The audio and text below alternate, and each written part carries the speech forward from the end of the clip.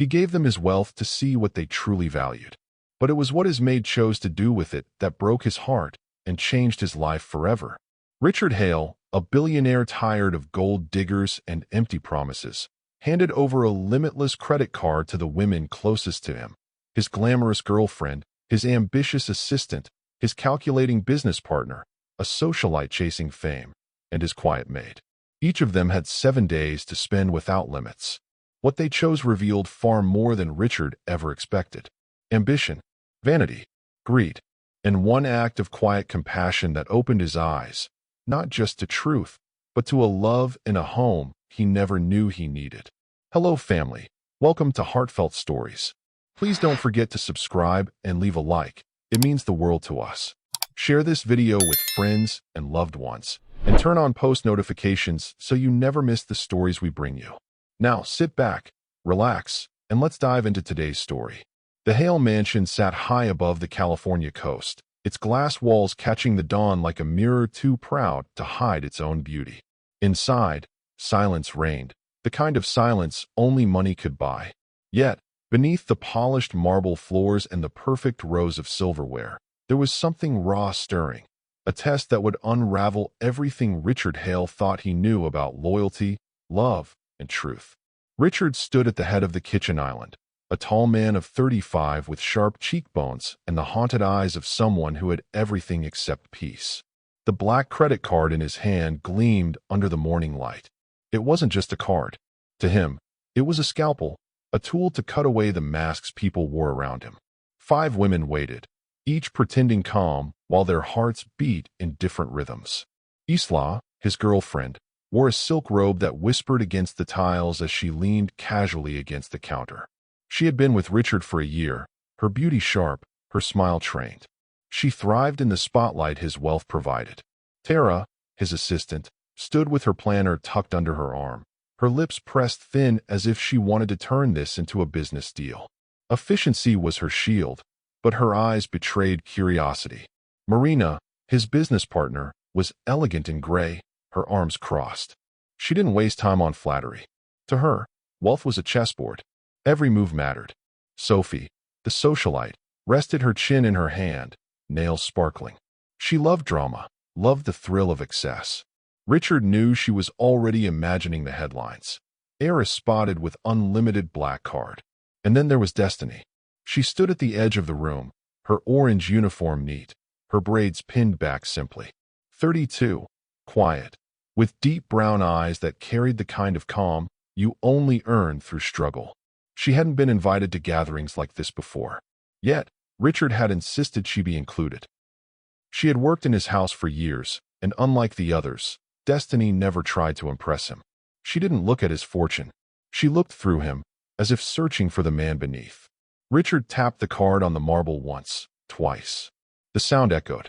1 card, he said, voice steady. No limit. 1 week. Each of you will have it in turn. Buy whatever you want. At the end, we meet here, and you'll tell me what you chose. Sophie's eyes widened. Isla smiled like she had already won. Marina's eyebrow arched. Tara scribbled something down. Destiny, however, didn't move at all. Richard let the silence stretch. Then he added quietly, "This is not about money. It's about truth." Destiny's gaze lifted to his. There was no fear in her eyes, only a quiet strength. "And if truth hurts, sir?" she asked softly. Richard's chest tightened unexpectedly. "Then it hurts," he said. The card passed from hand to hand. Isla held it like a trophy. Tara handled it like a contract. Marina examined it like evidence. Sophie twirled it, grinning. And when it reached Destiny, she cradled it with both hands, her thumb brushing its cool edge. "I'll keep the receipts," she said simply. Richard's lips almost curved. She was the only one who thought of accountability before desire. When the meeting ended, the women drifted away with plans sparking behind their eyes. Richard lingered by the window, watching the tide roll in. But it wasn't the ocean that occupied his thoughts. It was the last look Destiny had given him, a look that wasn't dazzled or calculating, but steady, almost protective. For the first time in months, Richard felt something stir in him that wasn't cynicism. It unsettled him. And though he told himself this was just a test, a way to strip away pretenses, deep inside, he knew Destiny's choices would matter most. Because Destiny wasn't just another woman circling his fortune. She was the only one who might touch his heart without even trying. And he was terrified of what that might mean. Richard Hale had built his empire with relentless precision. By 35, he had turned a failing family shipping business into a multinational logistics giant worth billions. On magazine covers, he was called the Cold Visionary. In boardrooms, he was known as the Ice King. But behind the closed doors of Hale Mansion, his wealth felt less like a crown and more like a wall. It wasn't that Richard no longer believed in love. He had once, with everything in him. But betrayal, the kind that rots from the inside, had left scars too deep for cameras to capture. The last woman he trusted had stolen more than money. She had stolen his ability to see people without suspicion. Since then, every relationship felt like a contract cloaked in affection. That was why the test mattered. The credit card wasn't about money. It was about peeling back layers, forcing honesty into the open. Richard told himself it was a simple experiment, but beneath that explanation was desperation. He wanted to know who would stand beside him for love, and who would vanish the moment the river of wealth ran dry. That evening, he sat alone in his study, firelight flickering against the glass of whiskey he hadn't touched. His phone buzzed. A message from Isla. Dinner at the Bay Club tomorrow? Reservations under your name. Wear the navy suit I like. He typed a short yes, though the thought of it drained him. As the fire crackled, his thoughts turned elsewhere. He didn't picture Isla's flawless smile, or Sophie's flashing camera, or Tara's efficient notepad, or Marina's calculating eyes. He pictured Destiny. Destiny had worked in his house for years, quietly managing things so smoothly, he almost forgot how much she carried. She was 32, soft-spoken, and her eyes held a kind of calm strength that came only from surviving storms. He had picked up fragments of her story over time, never asking directly, but learning anyway.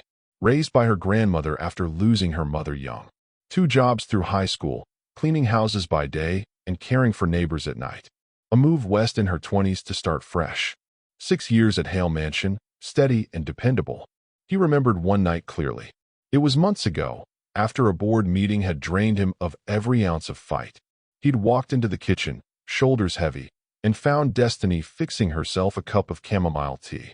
She'd looked at him, said nothing, then quietly poured a second cup and slid it across the counter. He had sipped it without words. For a few quiet minutes, the silence between them had felt like comfort, not loneliness. He realized now he remembered the taste of that tea more vividly than Isla's last kiss.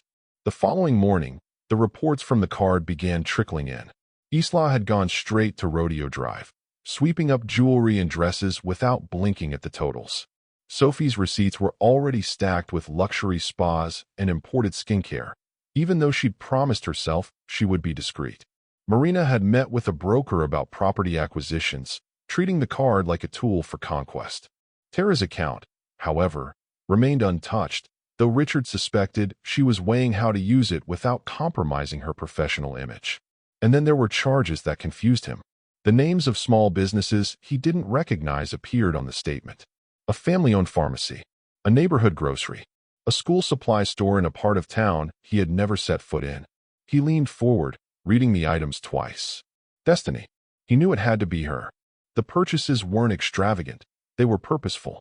Medication, bread, milk, children's notebooks and pencils. None of it for herself. All of it for strangers she had chosen to help. Richard stared at the list, a heat building in his chest that he hadn't felt in years. It wasn't pride in the money she had spent. God knew he had more than enough. It was pride in the way she used it. She hadn't seen the card as power. She had seen it as responsibility. That night, while Isla preened for cameras and Sophie curated her next post, Richard sat back in his chair and whispered to the empty room. "Who are you, Destiny?" The firelight shifted, casting shadows across the walls, and he felt something dangerous stirring inside him. A longing he thought he had buried. For the first time in years, he wondered if love could appear not in glittering ballrooms or flashing lights, but in the quiet choices of someone who asked for nothing. And the more he thought about it, the more he realized he was waiting for the next receipt. Not from Isla, or Sophie, or Marina, or even Tara. He was waiting for Destiny. Do you believe money reveals who people truly are, or does it only magnify what was already inside them? Drop your thoughts in the comments. The week was only 2 days old when Richard began to notice something he hadn't expected. The credit card experiment was meant to be about numbers, receipts, and choices laid bare. But the real revelations weren't in the statements. They were in the details, the way each woman carried herself, the look in their eyes when they thought no one was watching. At dinner with Isla, Richard found himself restless. She had taken him to the Bay Club, the most exclusive restaurant on the coast. Cameras flashed when they walked in, and Isla thrived on it, slipping her hand into his as though she owned both him and the room. She ordered a bottle of wine that cost more than most people's monthly rent and leaned across the table with that perfected smile she knew would keep the eyes of the world on her. Richard nodded where expected, smiled at the right moments, but inside he was hollow. He thought about Destiny, somewhere across town, probably holding on a bus fare while Isla held onto his arm like a prize. He thought about the small receipts that had landed in his inbox, children's notebooks, groceries, medicine, and the quiet strength behind those choices.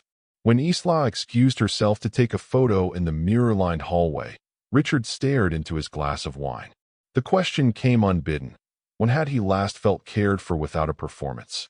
The answer made him ache. Later that night, when he returned home, he found the staff gone except for Destiny.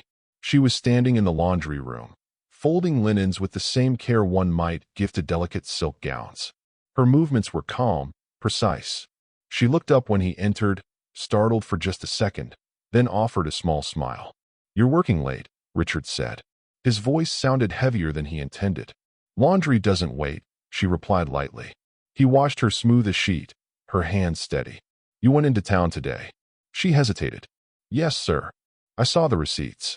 Her eyes met his, and for a moment he thought she might look embarrassed. But she didn't. There are families near the pharmacy who can't afford their prescriptions. And a woman with 2 little boys who's been trying to keep them in school. They needed help. You didn't buy anything for yourself. Destiny's lips curved into the faintest smile. "I've got what I need."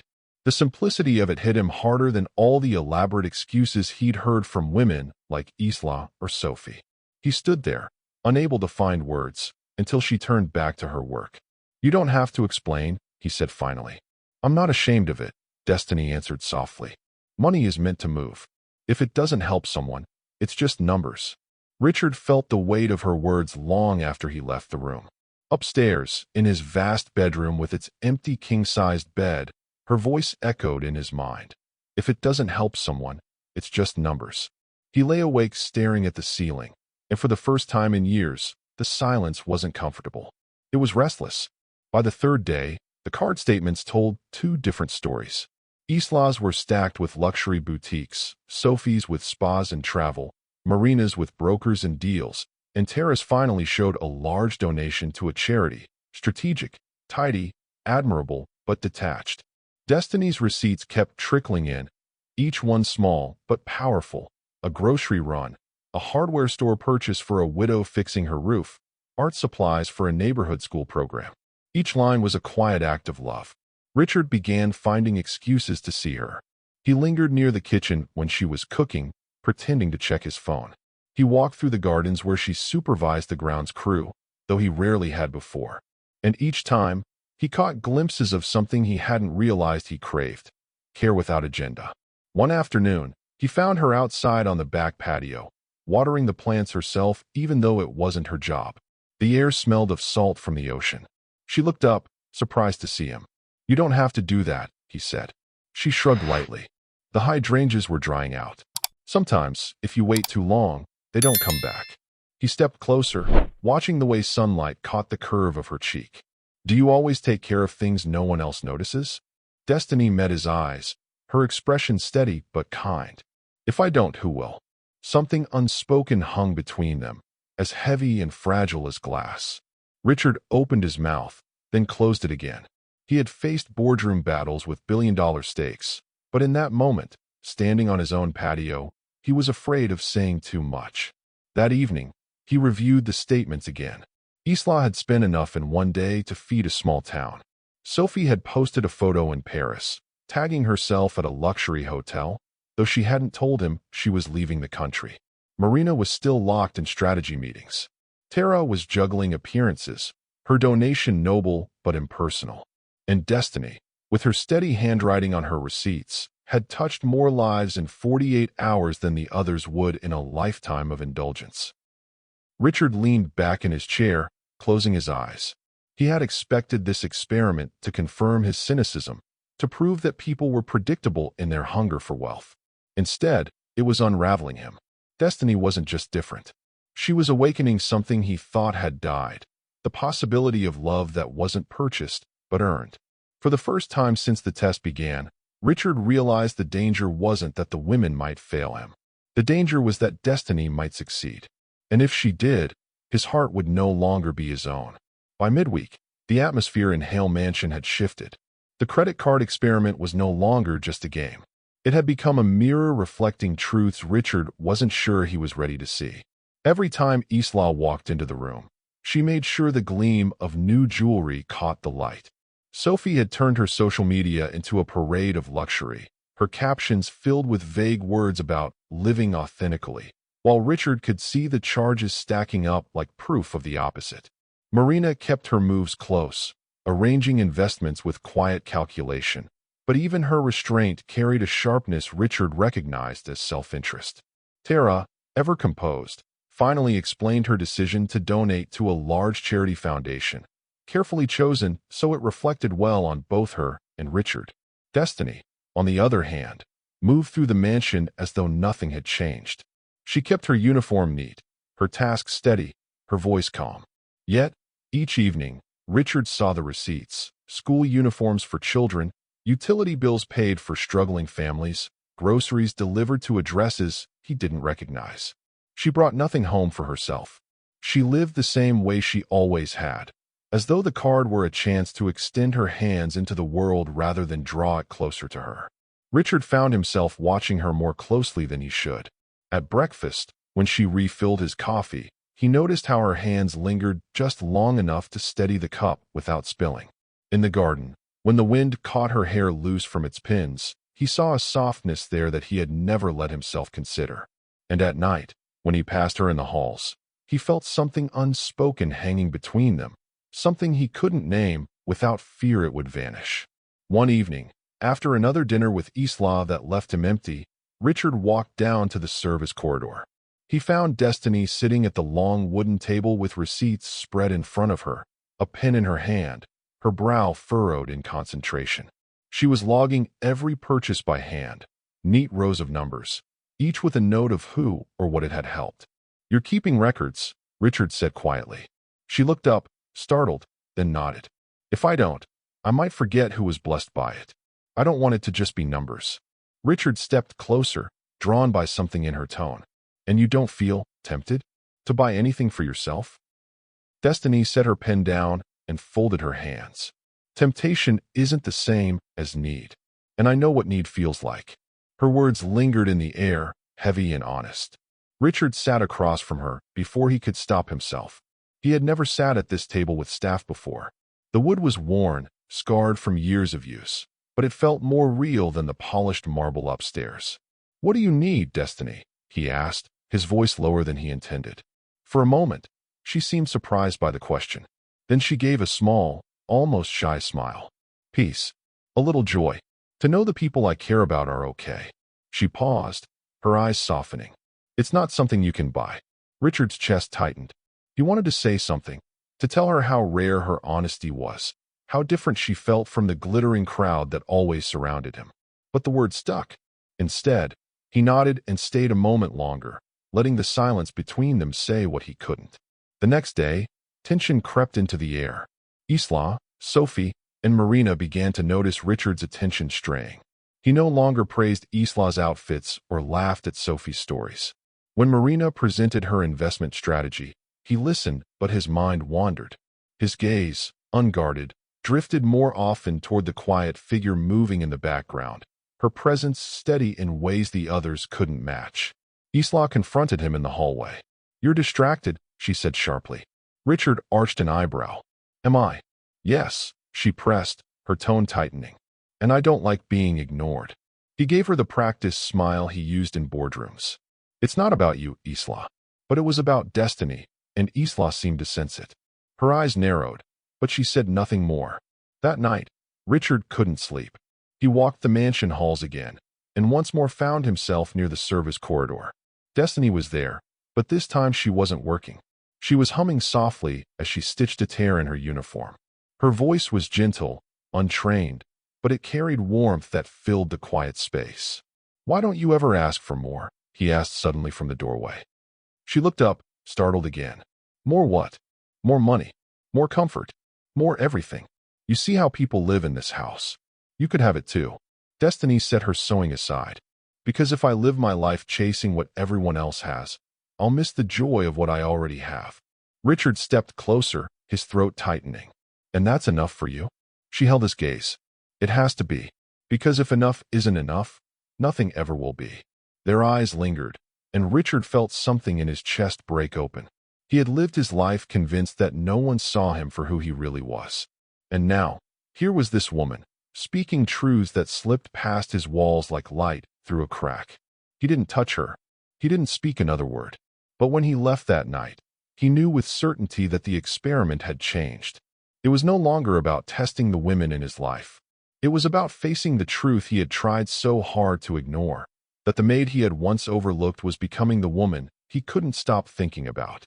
And as the days went on, every choice she made only pulled him further in. Sometimes the smallest acts of kindness reveal the biggest truths about someone's heart. What's the kindest thing someone has ever done for you that cost nothing? Share it in the comments. By Thursday, the weight of the experiment pressed heavier than Richard had imagined. The mansion was filled with tension, each woman circling like a player in a game they didn't fully understand. Isla grew sharper in her remarks. Sophie flaunted her purchases with reckless abandon. Marina sharpened her strategies, and Tara, though quieter, radiated unease as if she suspected the test was more dangerous than it appeared. But Destiny moved unchanged. She wasn't playing the same game.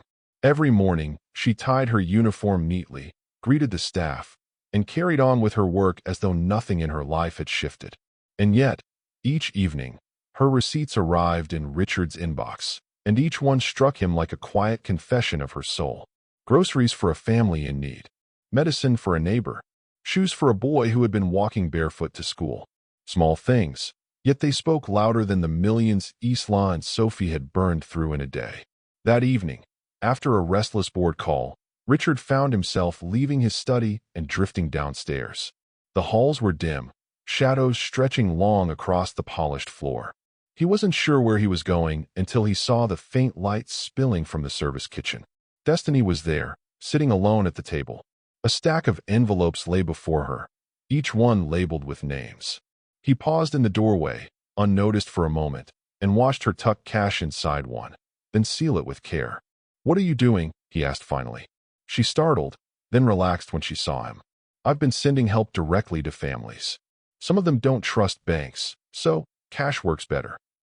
Richard stepped into the room, his eyes scanning the envelopes. "You don't have to go this far." Destiny shook her head. "Yes, I do. Because I know what it feels like to pray for help and wonder if it will come. Sometimes it has to come from strangers." Richard sank into the chair across from her. For a moment, he just watched her hands, steady, graceful, deliberate. "And what about you?" he asked softly. "Do you ever pray for help?" She gave a small smile, though there was sadness in it. "I stopped asking for myself a long time ago." Something inside him cracked. He realized he had lived years surrounded by people who consumed, who demanded, who asked endlessly. And here sat the one woman who never asked for anything. He reached across the table before he could stop himself. His hand brushed hers, lightly, almost by accident. Destiny froze, then looked up. Their eyes locked, and in that silence, the truth hit Richard harder than any revelation from the card experiment. He wasn't testing her anymore. He was falling for her.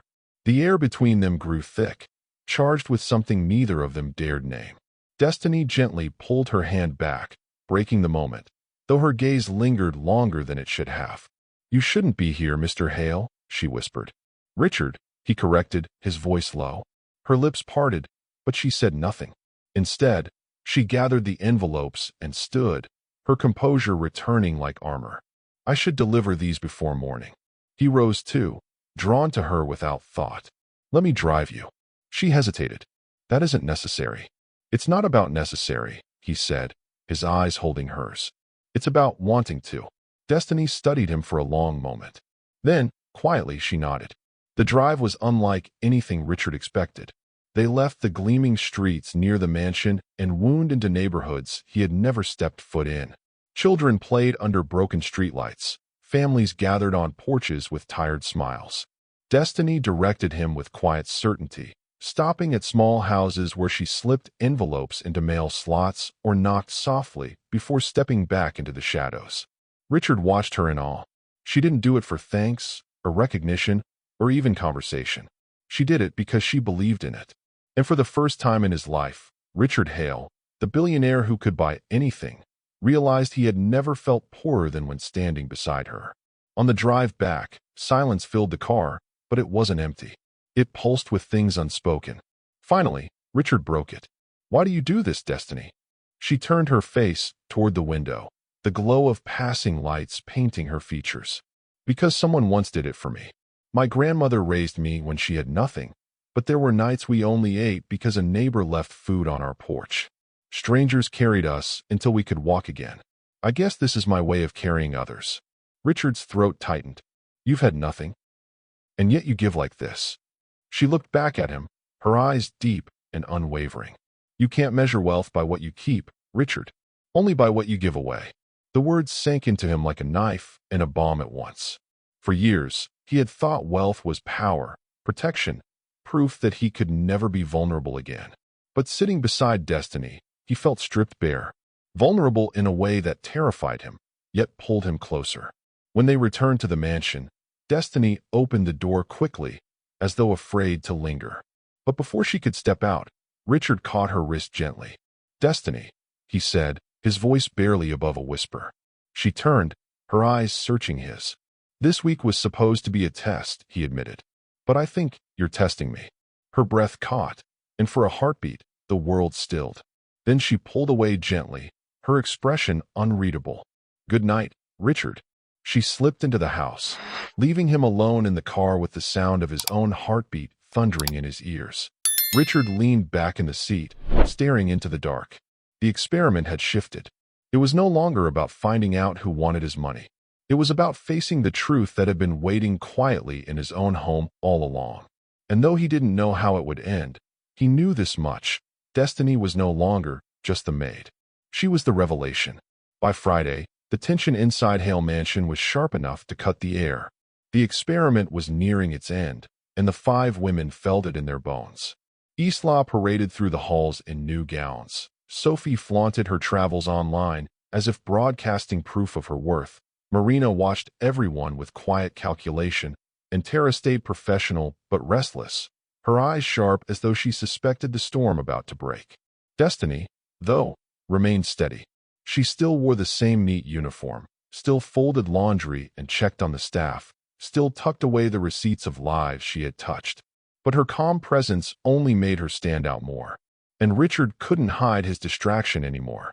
His gaze followed her too long. His voice softened when he spoke to her, and his silence grew heavy when she left the room. It didn't take long for the others to notice. That evening, Isla confronted him. She stormed into his study, her perfume sharp, her eyes flashing. You're making a fool of me, she snapped.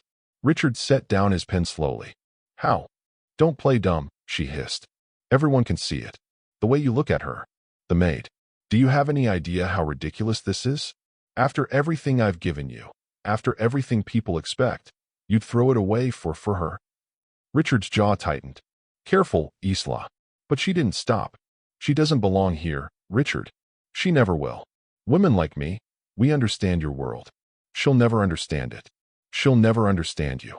Richard stood abruptly, his voice low but firm. Leave. For a moment Isla looked stunned, then her face hardened. You'll regret this, she said, her voice trembling with fury, before slamming the door behind her. Word spread quickly. Marina cornered him later, her tone measured but her words sharp. If you let feelings cloud your judgment, Richard, you'll lose everything. The board, your reputation, your control. Think about the message it sends.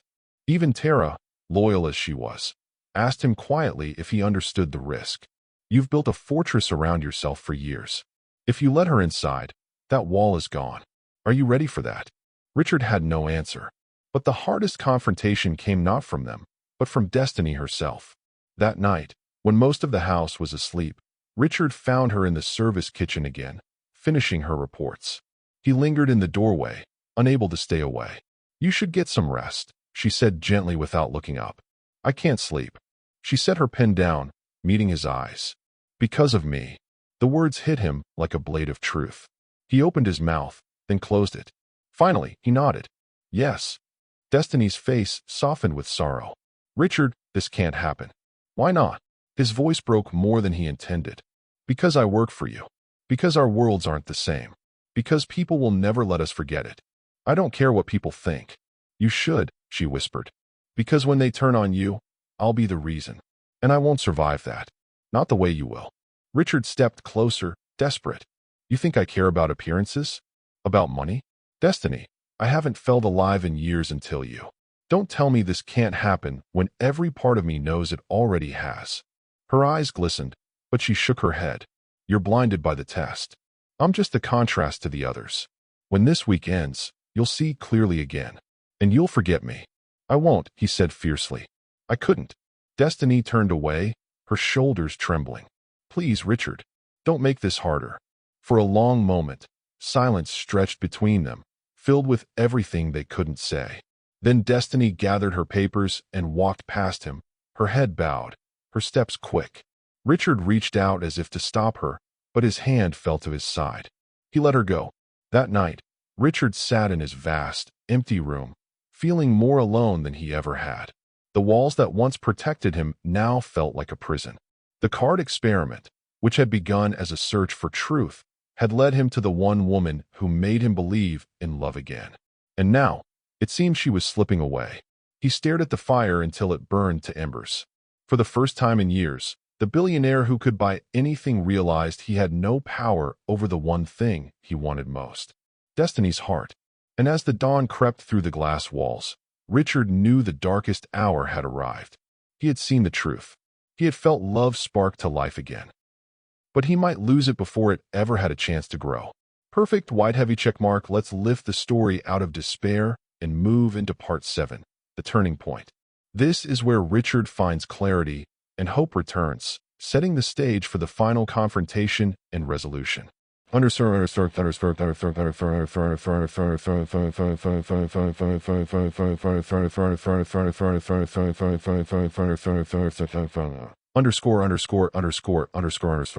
Saturday dawned gray, with clouds rolling heavy over the coast. The mansion felt restless, as though the walls themselves were waiting for the end of the week. By tomorrow morning, the experiment would be over, and Richard knew every choice would be laid bare. But none of it mattered as much as the quiet ache he carried in his chest. Destiny had been avoiding him. She still carried out her duties, still moved gracefully through the house, but she no longer lingered in conversations or met his eyes. The distance cut sharper than any words could. Richard told himself he should respect her wishes, but the truth gnawed at him. He wasn't ready to let her go. Late that afternoon, he drove into town alone, restless. He followed no particular route until he found himself in the very neighborhoods Destiny had taken him through earlier in the week. The streets were lined with modest houses, children's bikes left in yards, women sitting on porches with tired smiles. He parked and walked, unrecognized without his suit, just another man in slacks and a collared shirt. At the corner pharmacy, he heard a familiar name. That lady, Destiny. She came again yesterday, the cashier said to a customer. Bought Mrs. Alvarez her medication, paid the whole bill. She didn't even wait for thanks. Richard's heart clenched. He left quietly and wandered further, stopping at a small school where children played with new soccer balls and notebooks that hadn't been there a week ago. A teacher noticed him watching. Are you looking for someone? She asked kindly. He hesitated, then nodded. A woman named Destiny. She's been here. The teacher smiled. Oh yes. She came with supplies for the kids. Said someone had given her the means to help, and she wasn't going to waste it. She's extraordinary. Richard stood there, throat tight. He had created this test to uncover greed, but instead, it had revealed grace. Destiny wasn't just kind. She was transformative. Everywhere she went, she left light. And for the first time, Richard understood something with absolute clarity. He couldn't live without that light anymore. That night, he returned to the mansion with a resolve he hadn't felt in years. He found Destiny in the garden, watering the hydrangeas under the pale glow of the moon. She didn't notice him at first, and he watched her in silence. The way her brow softened when she focused, the gentle care in her hands. "Why do you always take care of what no one else sees?" he asked finally. She jumped slightly, then straightened. "Because if I don't, it dies." Richard stepped closer, his voice low but steady. "And who takes care of you, Destiny?" She looked away. "I don't need anyone to." "Yes, you do," he said firmly. "Everyone does." Her eyes flicked back to his, wary but searching. "Why are you doing this?" "You're making it harder." "Because I can't pretend anymore," Richard said. This week was supposed to be about them. Isla, Sophie, Marina, Tara. But every night, all I've thought about is you. The way you give without asking. The way you carry people without needing credit. Destiny, you've shown me more truth than I've seen in years. And I'm done running from it. Her breath caught, and for a moment, her composure cracked. But then she shook her head. "Richard, you don't understand. If people knew."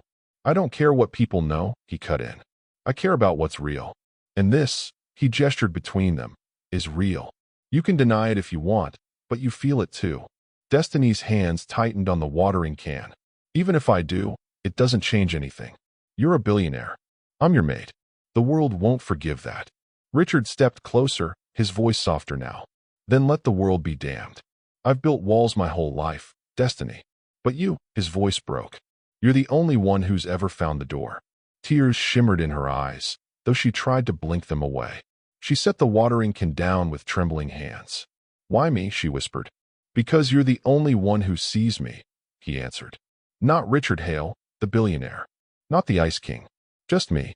The words hung heavy in the night air. Destiny covered her mouth, fighting emotion she couldn't contain. For a moment, it felt like the world stopped.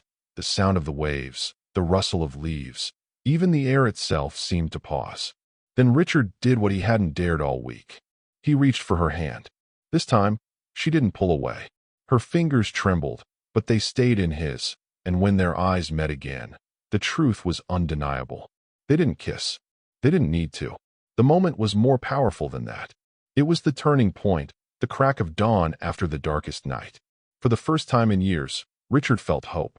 And for the first time, Destiny allowed herself to imagine that maybe, just maybe, love could bloom in places she had never thought to look.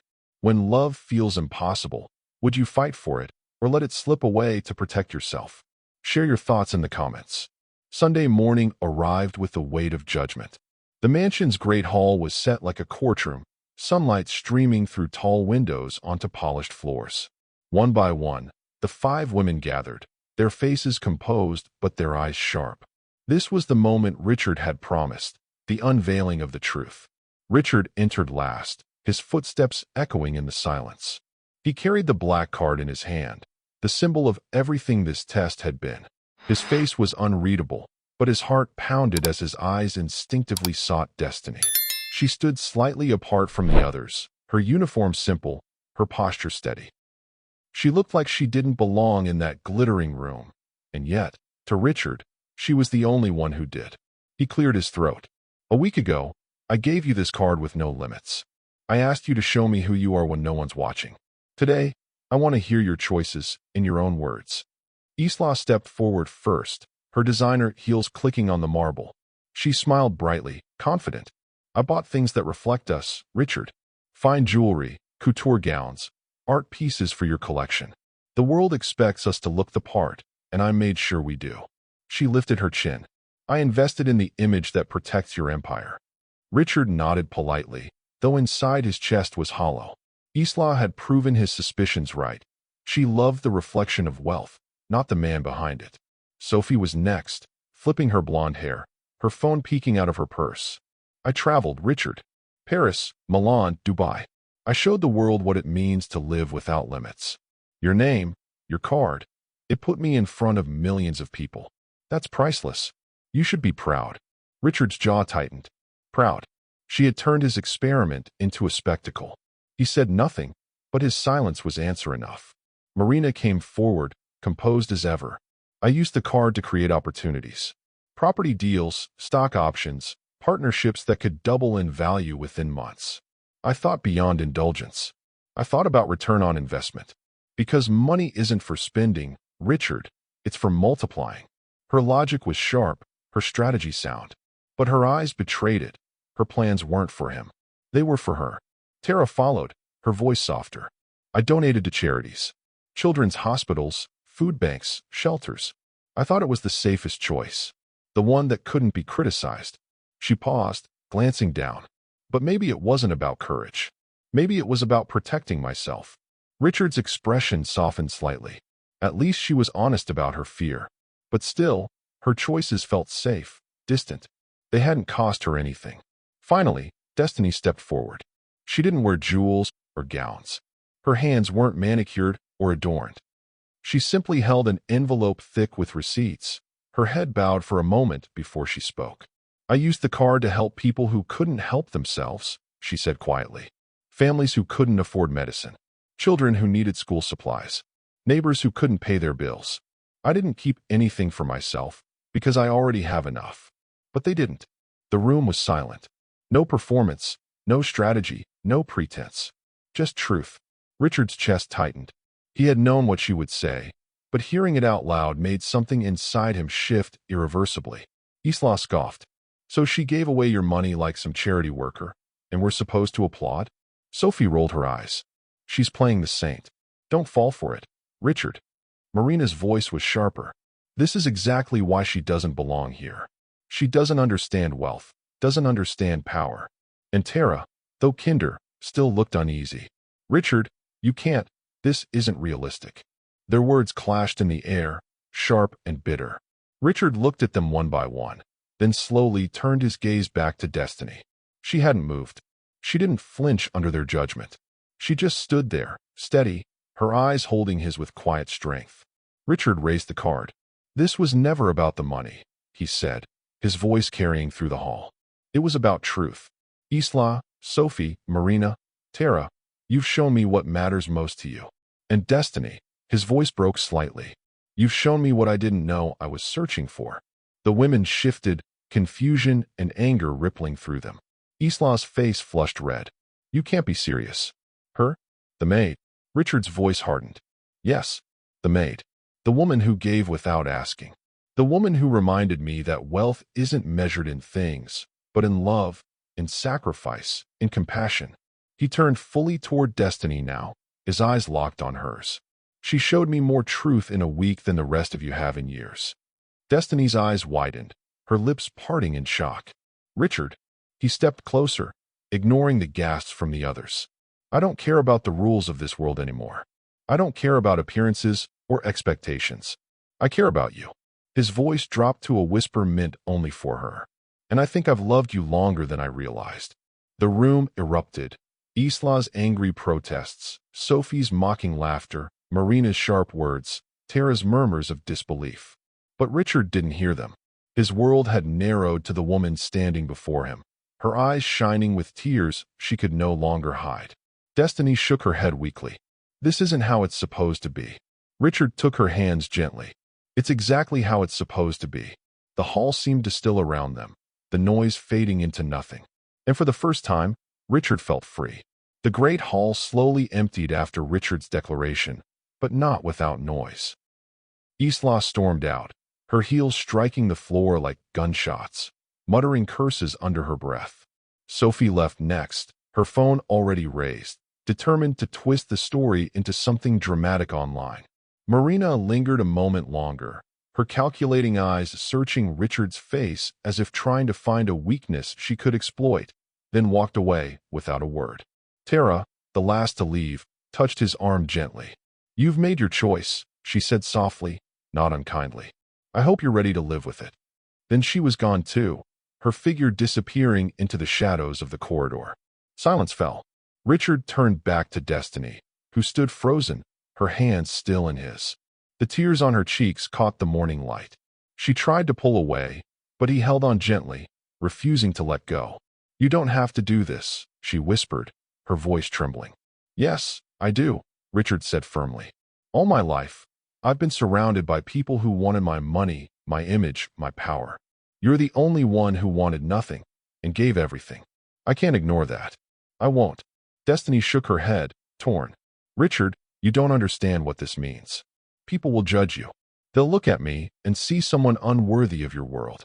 They'll say you've lost your mind." "Let them," he said. "For once, I'm not living for them. I'm living for me. And I want you." Her lips trembled, as if she were fighting back all the fears she had buried. But in his eyes, she saw no doubt, no hesitation, only truth. Slowly, as though surrendering to something greater than herself, she let out a shaky breath. "I don't know how to be what you need," she whispered. "You already are," Richard replied. For a moment, the weight between them dissolved, replaced by something pure, something that felt like freedom. He drew her into his arms, and this time, she didn't resist. She let herself be held, her face pressed against his chest, her tears soaking into his shirt. Richard closed his eyes, his heart thundering with relief and joy, as though he had finally found home. Days turned into weeks, and the ripples of Richard's choice spread quickly. The media buzzed with rumors, the boardroom whispered about scandal, and old acquaintances scoffed at his fall from grace. But Richard didn't care. For once, he walked into those rooms with his head high, not because of his wealth, but because of the truth he carried. He had chosen love. Destiny struggled at first. The sudden attention unsettled her, the stares and whispers cutting deep. But Richard never left her side. He shielded her when she felt small, reminded her of her worth when she doubted, and cherished her openly when the world tried to shame them. Slowly, her quiet confidence grew into something unshakable. She began to walk into rooms not as the maid who didn't belong, but as the woman Richard Hale had chosen with his whole heart. Together, they continued what she had begun with the card. Richard set up a foundation in Destiny's name, funding schools, clinics, and shelters. But it wasn't his money alone that gave the work life. It was her vision. She knew where the help was needed most. She carried the stories of the families she had touched, and she guided every dollar with the same care she had once given to folding laundry or watering hydrangeas. One evening, months later, Richard stood in the garden where their turning point had begun. The hydrangeas were in full bloom, their blossoms heavy with color. Destiny walked beside him, her hand in his, no longer hidden, no longer afraid. "I used to think wealth was a fortress," Richard said softly, looking out at the ocean. "But it was just a cage. You showed me the way out." Destiny smiled, her eyes glistening. "I didn't set you free, Richard. You chose to walk out. I just opened the door." He turned to her then, his hand cupping her cheek. "And I'll spend the rest of my life proving I'll never walk back in without you." She leaned into his touch, her voice barely above a whisper. "Then we're free together." And under the fading light of the setting sun, he kissed her, no longer as a test, no longer in secrecy, but as a promise. A promise that love, true love, could rise even from the most unlikely places. The billionaire and the maid. Two lives the world said should never meet. But in truth, they were always meant for each other. And as waves crashed against the cliffs below, their hearts beat in rhythm, no longer bound by walls of wealth or fear, but open, vulnerable, and forever intertwined. Sometimes the greatest wealth isn't in what you keep, but in the love you dare to give. Do you believe Richard and Destiny's love will last a lifetime? Share your thoughts in the comments. Hit like if you felt the emotion in their journey, and don't forget to subscribe for more stories that remind us. True love always finds a way.